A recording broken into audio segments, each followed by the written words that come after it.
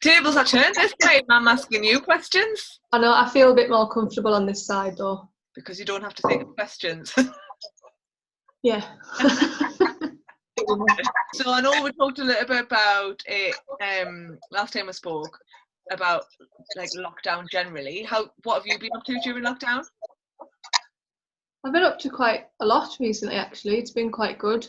Things are starting to slow down now. I could do with a trip to B&Q, but I'm still holding off going for a little bit longer. But yeah, I've been busy with some projects. I've made my new 5-foot letters. I've been working on some new centerpieces. Today I've been drawing up plans for a new Prosecco wall, so that's the next thing to come. Nice. Will you be providing the Prosecco? No. Boo. That's a really tricky thing. Venues often have to have their own alcohol, so I provide the glasses and like a pinky Prosecco type thing. So on you, because the video that like the intro video that we've got for you, that's at your house, right? Yes, it is. Yeah. But is all of your wedding stuff normally organised in a way around the house? No, I mean a lot of it is around the house. Is it? Like from here, where you can see, there's a few centerpieces over there. My love lights are still through there. Like they are all over, but no. But sometimes it's nice, like on a night when I have the love lights out, I might just pop them in the living room, and it's like nice. You know, a fancy lamp. When you brought the love lights to the style shoot that we did in Allendale, I didn't realise 2 things. The first thing, I didn't realise how easily they are to move. As in, like, I thought they'd be like super heavy and super difficult to kind of move around, but they weren't. And the other thing I didn't realise is they don't need power and mains. Yeah. Before I even started my business and I went to some wedding fairs, when I'd seen other people with the love lights and I was talking to them about them, they were kind of saying, you know, once they're there, they need to stay there. You're not allowed to move them. And I just thought if you want to have some photo opportunities using the lights, like if the weather's nice, you want to put them outside for 5 minutes. Yeah. And as well, just having wires going through your dance floor or around the edge of the room, I just thought that's not going to look great. So that's one of the reasons when I designed mine, that I made them quite easy to move around and battery powered. Are you rose gold ones like that as well? Yeah, they're the same. They're just a different like colour, like they're bright white, but they're still battery powered and it's the exact same kind of layout like the design. How long will they stay on for? I've timed them, and because what happens is when the battery runs out, it doesn't just switch off. What it does is it gradually dims, but from when you switch it on, you've probably got about 12-13 hours before you notice that it starts to dim.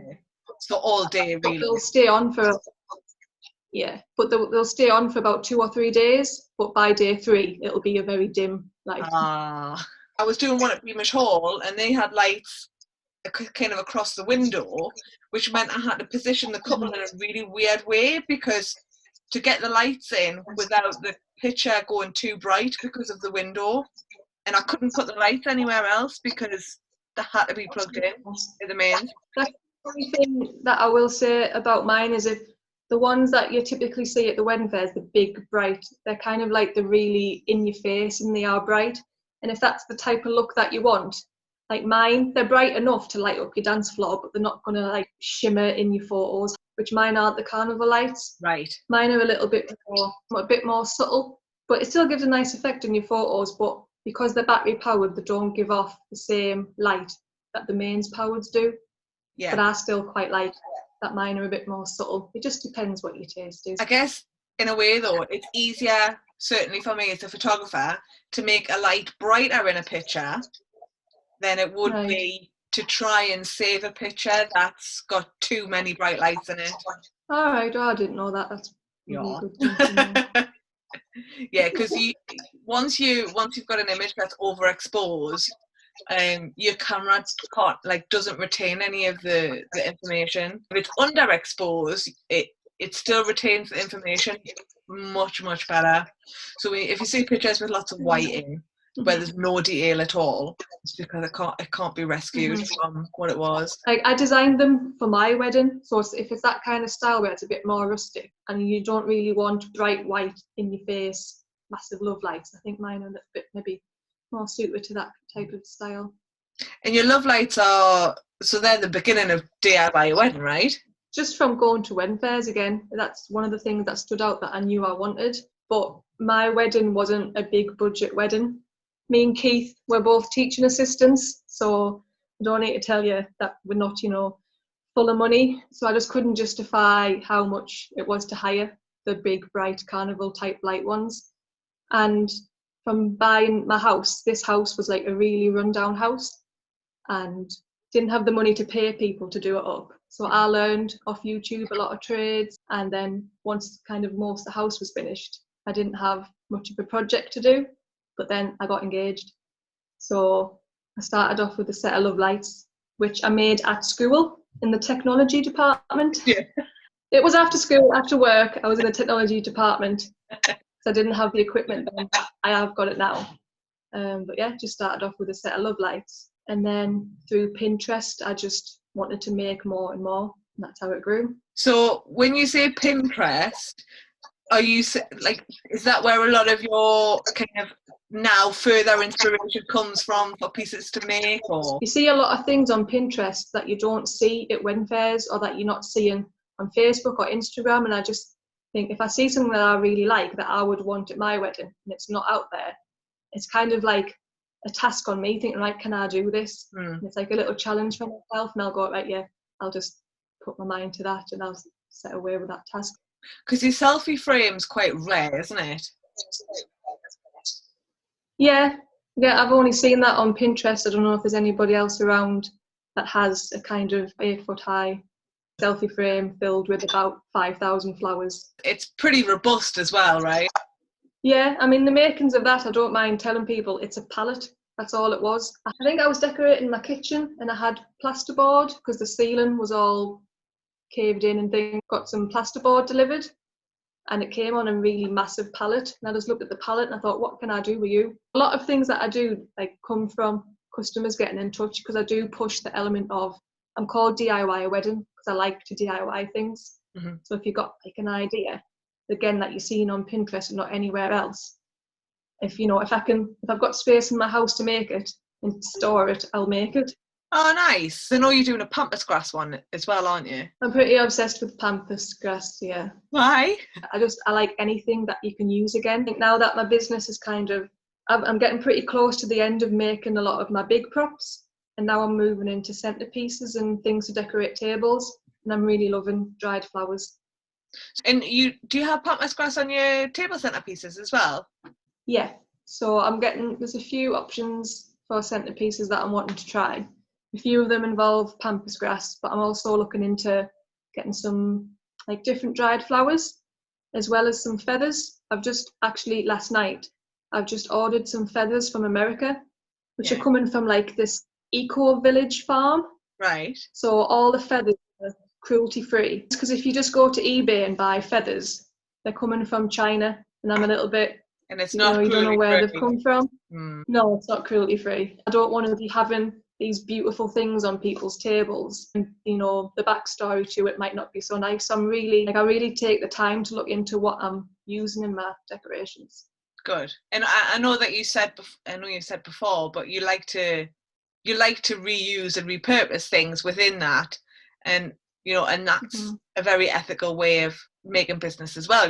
Like you're making things that otherwise would have just went to the skip, went to the bin. Yeah, that's like with the copper. Again, when we were doing up the house and plumbers were coming in doing bits of work, they like left little bits of copper lying around, and I just thought it's actually quite nice. I don't know what everyone else's opinion is on copper, but I quite like it. Once you polish it up, it looks really nice. And again, I just thought, how can I use anything that's left lying around my house? I just think, how can I reuse it? So that's where the copper thing came from, just a plumber leaving a little bit of copper behind. If, say, someone wanted multiple items, do they pay per item, or can you package them into like a special price for them? So I've got 2 packages. So the first package is a set of love lights. You can choose either the rose gold or the rustic. My woodland archway, my donut wall, the selfie frame, and the post box. If you hire them, as a package, I do it for $250.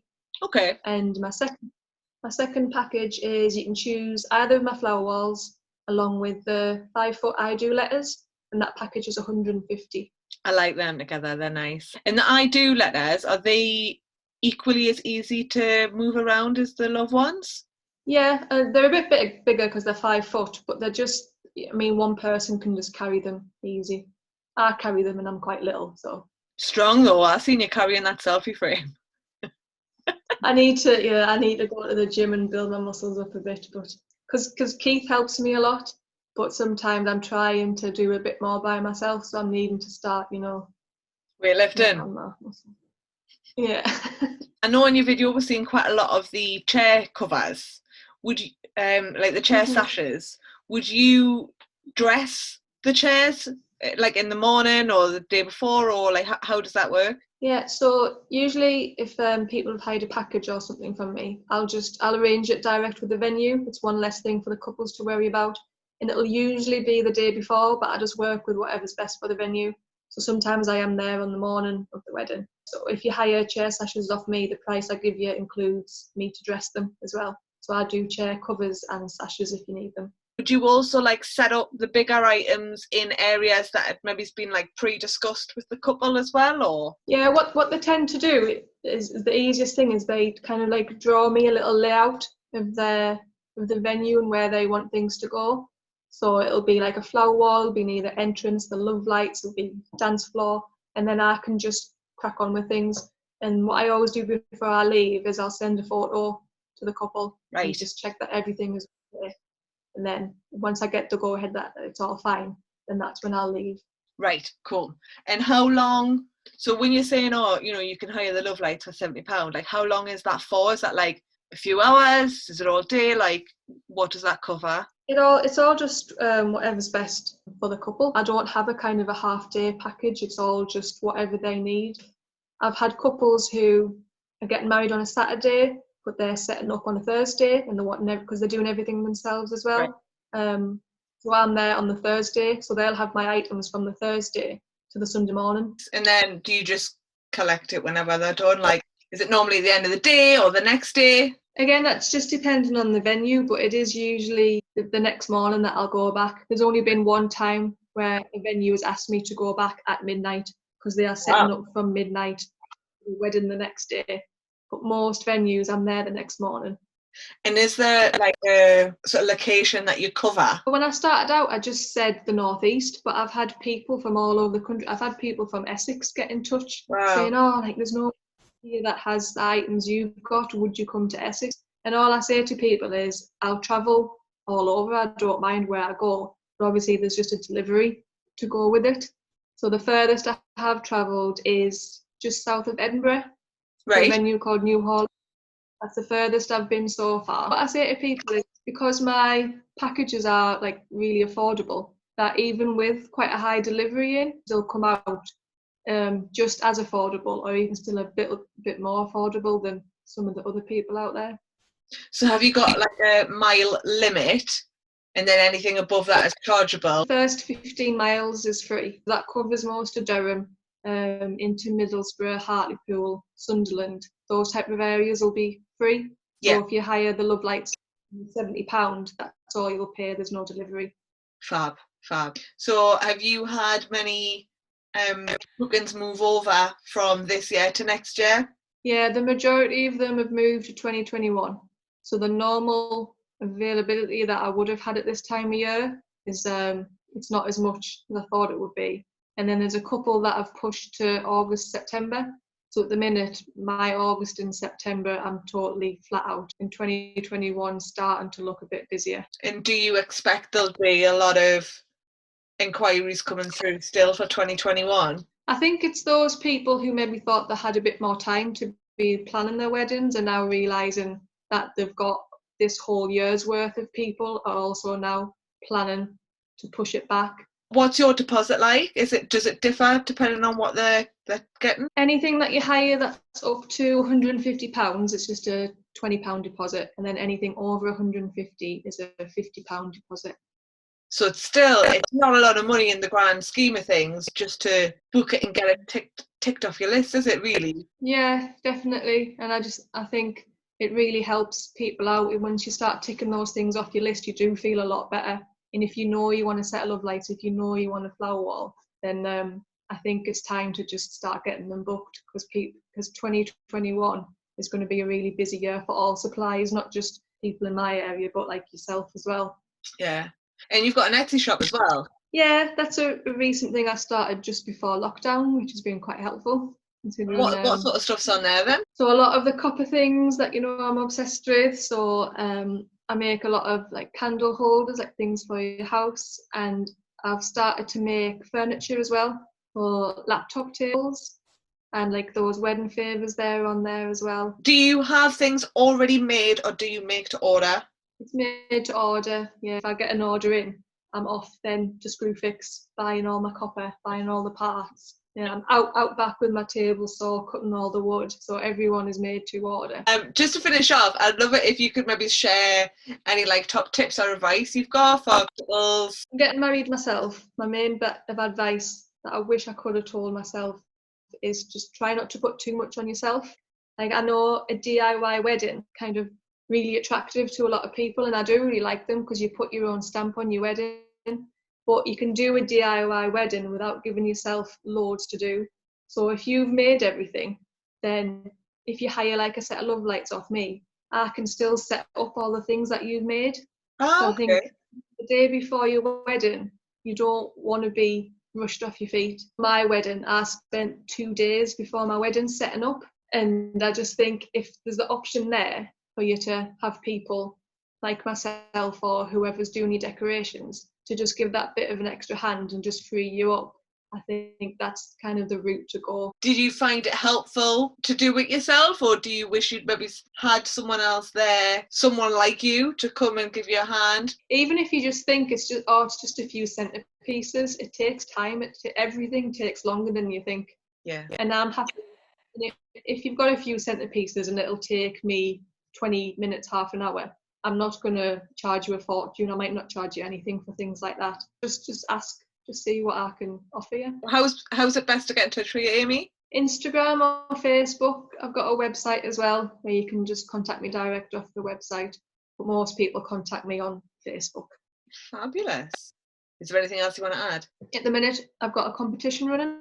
Ooh, tell me more. Because my 5 foot, I do letters are my recent thing. And I haven't done a competition in a year since I made that selfie frame. Was the last time I did a competition. So if anyone wants to win a free hire of those, just go to Facebook or Instagram, find my page, and all you have to do is like the post, comment, tag a friend, and you'll be entered to win a free hire of those. And they're brand new, no one's had them before. So Ooh, that's awesome. Thank you very much.